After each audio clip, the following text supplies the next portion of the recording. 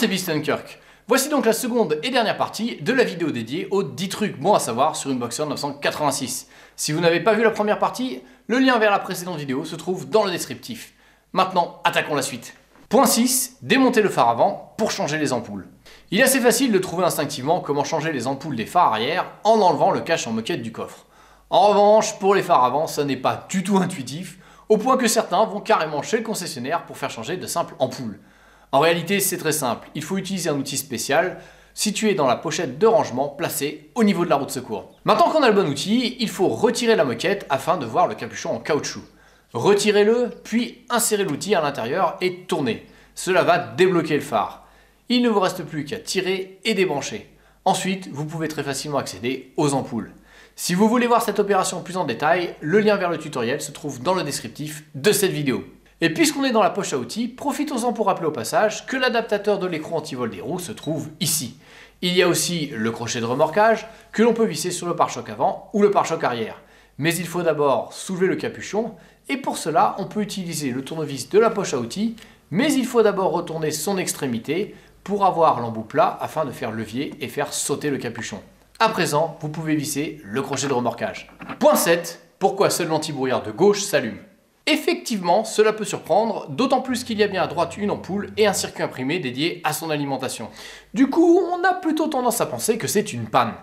N'ayant pas réussi à trouver l'origine du problème, je suis donc allé chez mon concessionnaire Porsche, où deux jeunes mécanos se sont affairés à trouver l'origine de cette panne, sans succès, jusqu'à ce que le vieux chef d'atelier se pointe et nous dise « Mais c'est normal sur une 986, les réglages d'usine prévoient que seul l'antibrouillard de gauche s'allume. » Bref, je m'étais inquiété pour rien. Cela dit, si vous voulez quand même connecter l'autre anti-brouillard, je vous invite à voir le tutoriel dédié à cette opération dont le lien se trouve dans le descriptif de cette vidéo. Point 8. La capote. Si la Boxer 986 est votre premier cabriolet, il est bon de rappeler qu'il vaut mieux éviter d'ouvrir la capote en dessous de 15 degrés, sinon la vitre en plastique risque de se fissurer. Et encore, même quand il fait chaud, à l'ouverture de la capote, il y a un risque que la vitre fasse un mauvais pli, entraînant au mieux une marque opaque, au pire un début de fissure.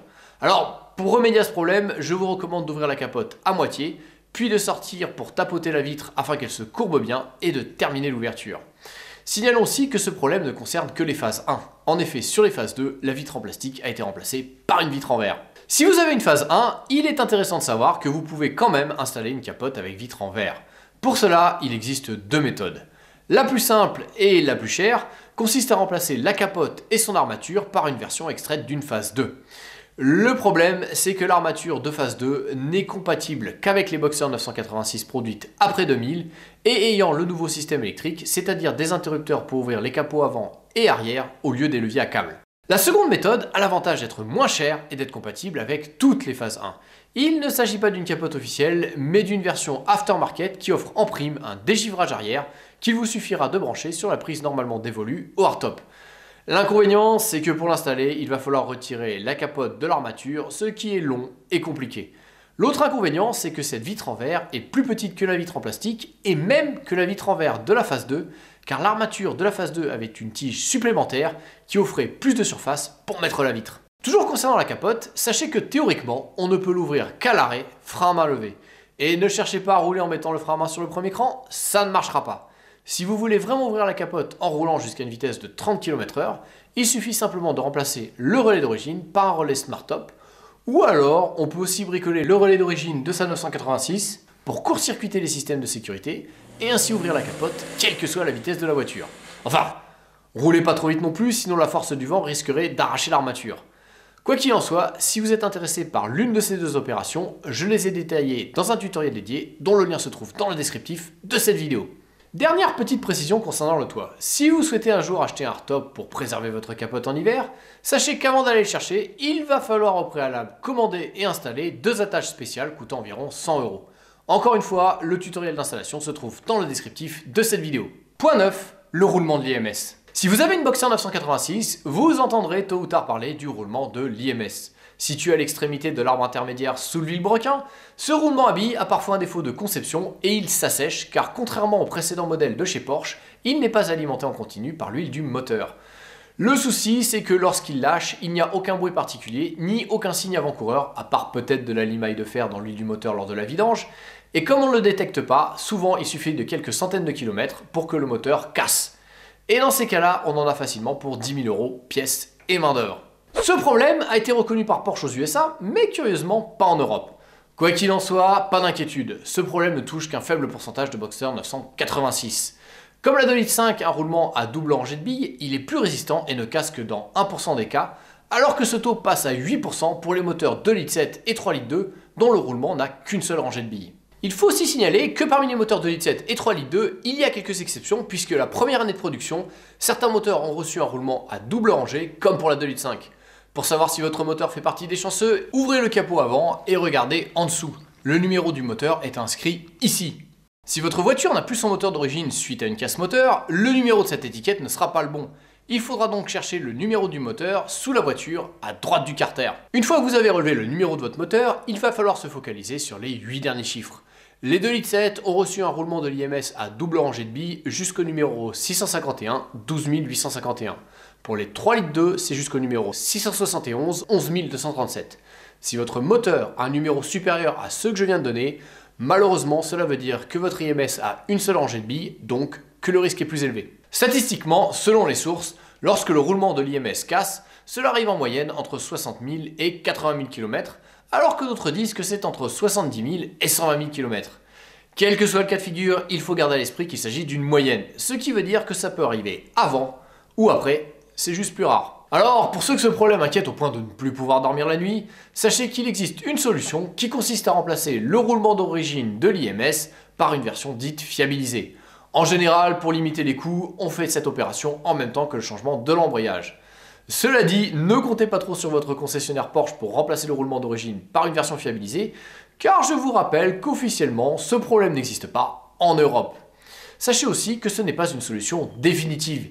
Il faudra remplacer ce roulement fiabilisé à chaque changement d'embrayage, sauf si vous avez opté pour une version alimentée en continu par l'huile du moteur. Cette dernière solution est probablement la plus intéressante sur le plan technique, malheureusement elle est aussi un peu plus chère. Pour ceux qui veulent s'informer en détail sur le roulement IMS, vous trouverez dans le descriptif de cette vidéo 2 liens vers des articles très complets sur ce sujet. Allez, il est temps d'aborder des thématiques un peu plus légères et surtout un peu plus sympas. Point 10, l'autoradio. Savez-vous que votre autoradio d'origine adapte le volume en fonction de la vitesse et du bruit de l'habitacle? Mieux encore, vous pouvez régler cette sensibilité. Pour cela, allez dans le menu de l'autoradio, puis avec le bouton de droite, sélectionnez le menu GAL et enfin, à l'aide des flèches, réglez la sensibilité. À 0,0, il n'y aura aucune augmentation de volume. À 7, la sensibilité est maximum, le son sera donc très amplifié. Bon, vous allez me dire que l'autoradio d'origine est pas terrible et qu'il commence sérieusement à dater. C'est vrai, mais il ne faut pas l'enterrer trop vite, car il existe un moyen de le moderniser sans toucher son apparence. En effet, il existe plusieurs types de boîtiers MP3 compatibles avec ces postes. Ils se connectent tout simplement à la place du chargeur CD. En prime, certains ont une option Bluetooth qui leur permet de se connecter avec votre téléphone portable et transformer ainsi votre autoradio en kit main libre. Cela dit, même si vous modernisez votre autoradio avec ces boîtiers, il faut reconnaître que les postes d'origine des Boxster 986 sont tous condamnés à plus ou moins courte échéance, avec la fin programmée de la bande FM analogique et l'arrivée progressive du DAB numérique. Tôt ou tard, il faudra bien remplacer le poste d'origine, ce qui sera peut-être l'occasion de prendre une version double DIN avec grand écran et GPS intégré. Pour ceux qui voudraient installer un autoradio plus moderne, j'ai fait un tutoriel dédié à ce sujet dont le lien se trouve dans le descriptif. Mais attention, avant de vous lancer dans l'achat d'un autoradio de dernier cri, je tiens à préciser que ce tutoriel concerne uniquement les phases 1. En effet, sur les phases 2, Porsche a installé un système audio avec une partie en fibre optique, ce qui complique énormément les choses lorsque l'on veut remplacer le poste d'origine.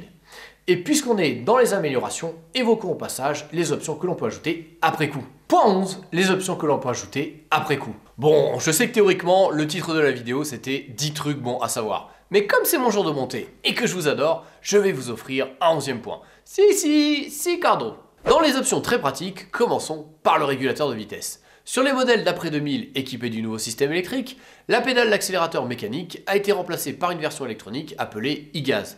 Du coup, il est bien plus facile d'ajouter après coup le régulateur de vitesse, car il suffit entre autres de remplacer le Komodo à 3 branches du volant par sa version à 4 branches. Le souci, c'est qu'il n'est pas très facile de trouver les pièces d'occasion. Il faut parfois se tourner vers les États-Unis où l'option régulateur de vitesse y était bien plus répandue. Là-bas, l'ensemble Komodo plus ordinateur peut se trouver d'occasion pour un prix se situant autour de 200 €, frais de port inclus. Cela dit, ce n'est pas vraiment le prix, mais plutôt le temps et les compétences qui peuvent poser problème. Un bricoleur averti m'avoue avoir passé presque 20 heures à faire cette installation. Il a même dû démonter le tableau de bord pour faire passer les câbles. Ce n'est donc pas une opération à la portée du premier venu.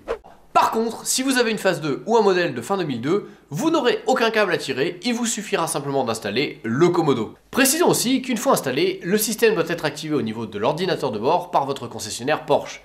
Malheureusement, ils n'acceptent pas toujours de le faire, en tout cas pas officiellement. S'ils sont réticents, c'est tout simplement parce que si le régulateur de vitesse a été mal installé et un dysfonctionnement, cela peut entraîner un accident. Activer une transformation faite par un particulier peut donc engager potentiellement leur responsabilité en tant que garage. Du coup, si aucun concessionnaire ne veut vous l'activer, il ne vous restera plus qu'à acheter le logiciel Durametric pour transformer votre ordinateur en valise de diagnostic, ce qui vous permettra de l'activer vous-même.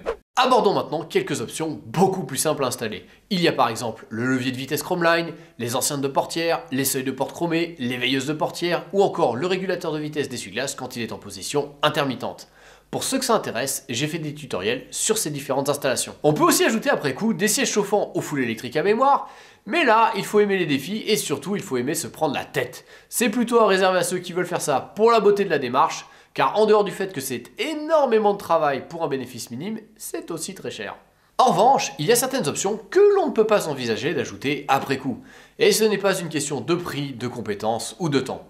En effet, il est pour ainsi dire quasiment impossible d'ajouter après coup le Traction Control, c'est-à-dire l'anti-patinage, ou le PSM, c'est-à-dire l'ESP. Car dans ces cas-là, on touche à des organes de sécurité, et même en imaginant que vous soyez assez doué et assez riche pour faire une telle transformation, il faudrait en théorie réhomologuer la voiture, ce qui pourrait s'avérer très compliqué. Du coup, si vous tenez absolument à avoir une Boxster 986 avec ses options d'adhérence, il vaudrait mieux choisir un modèle qui en est déjà équipé au départ. Voilà, c'est terminé pour aujourd'hui, j'espère que cette vidéo vous a plu et que vous en avez appris un peu plus sur la Boxster 986. Si vous voulez approfondir davantage vos connaissances du modèle, je vous invite à voir cette vidéo qui liste les différences entre la phase 1 et la phase 2. Allez, à la prochaine!